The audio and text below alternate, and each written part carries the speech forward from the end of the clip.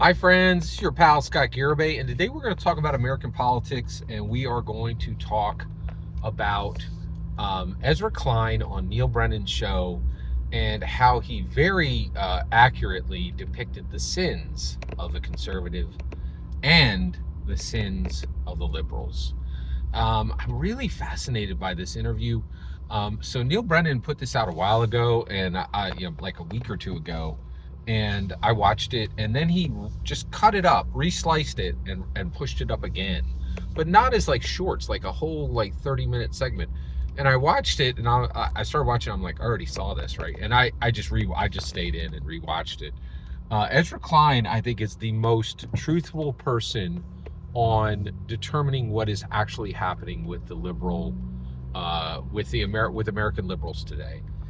He actually can see them accurately, and he's willing to speak truth, not speak truth to power, speak truth to his own base. That is really something, right?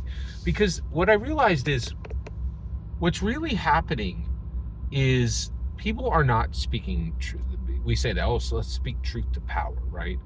But what's happening right now is a lot of people are speaking palliatively to their base, right? They're speaking to the choir, the people they know are going to support them, and they're saying things that it feels good for them to say it, and it feels good for the other side to hear it. I think one of the biggest ones for liberals was Donald Trump is a fascist, right?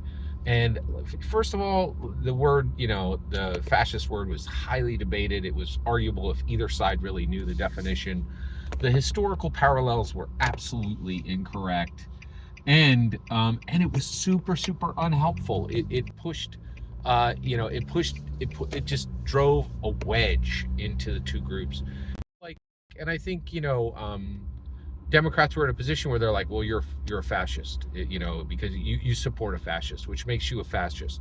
And on the conservative side, they were like, well, okay, conversation's over, right? Like, if you believe I'm a fascist, you're not going to talk to me. And that was definitely the case, right? Like, and there was a lot of broken, conversations. Like, there was a lot of broken relationships, and broken alliances, and broken friendships. And there used to be, hey, we can disagree, but we can still talk. But when you take your words that far, there's no room to move, right? But what we're talking about today is Ezra Klein talked about the sins of the conservatives and the sins of the liberals, right? And he nailed it. So let's jump right in. What did he say? He said the sins of the conservatives is their rage, and the sins of the liberals is their their condescending contempt. Condescending contempt, right? And when you hear it, boy, is he dead on accurate on the liberal side. I think he overshot a little bit on the conservative side. He's saying he's using the word rage. I don't think that's true. I don't think America has seen conservative rage, not at all.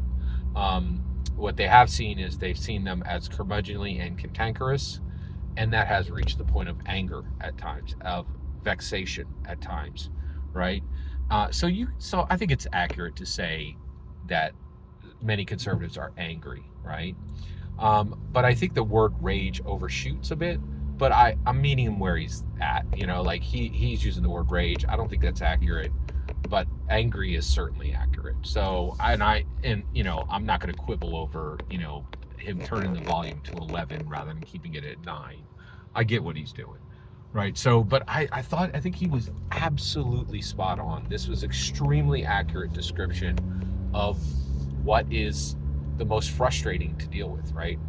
Conservatives are angry whenever any change happens. They want the world to stay the same, and they don't want any revolution. They don't want any real dynamic or dramatic change, and they get angry when they see it. And the liberals, that condescending contempt, oh my gosh, right? It's so true, right? And the reality is, it comes from they're generally more educated, and they will tell you about it, and they really look down on people who have less education than them, right?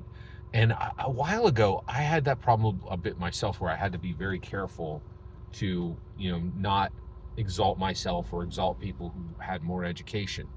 Um, more, and specifically, we're talking about, bachelor's degrees and master's degrees and doctorate degrees.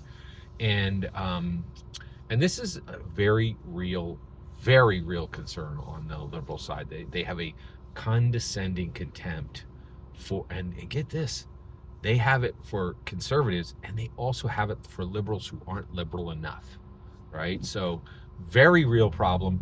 And I think it's worth listening to Ezra Klein, right? Like, and as a conservative, I don't think I've reached the point of anger, and I certainly haven't reached the point of rage, right? But I absolutely have reached the point of vexation, and I absolutely, I am curmudgeonly and cantankerous, and that can turn into vexation, right? And so, and there's not a lot of kindness or patience, right, on the conservative side. It's just very real. He was dead on correct, and I think, he was it was accurate, right? And so I'm going to listen to him, and I'm going to, can I at least move my vexation back? Can I be more kind? Can I be more patient? And if you're a liberal, man, you guys got to get rid of that condescending contempt. It is extremely real. I think Ezra Klein was dead on accurate on that side. Every single word you just heard is my humble opinion. Nothing more, nothing less. The important part is when I get to hear your humble opinion. When you get in the comments and send your traffic. Please consider like and subscribing, and have a fetch millennium.